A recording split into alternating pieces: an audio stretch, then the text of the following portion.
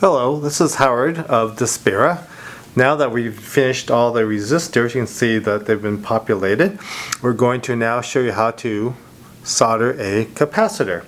It's going to start roughly about the same way, and you might notice that there's one in place at C4. Let's see, it's kind of rectangular, whitish. It's a little bit different than your resistors, but process is about the same. So I'm going to remove this for now.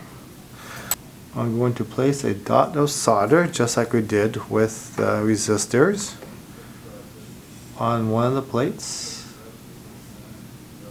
Make sure the plate is hot.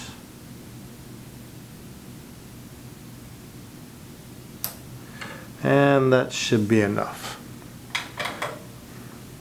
I'm going to place the capacitor on one side. I'm going to heat it up, and hopefully that little bit of solder will then melt, and I can push the capacitor on top of it.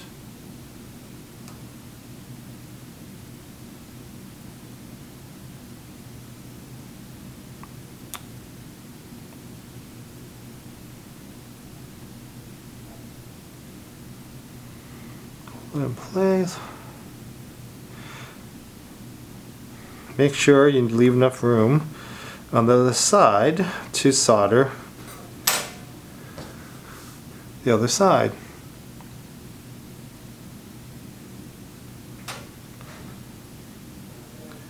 And not quite.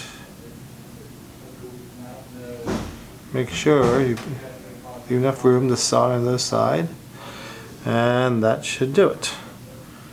So that is how you solder a capacitor.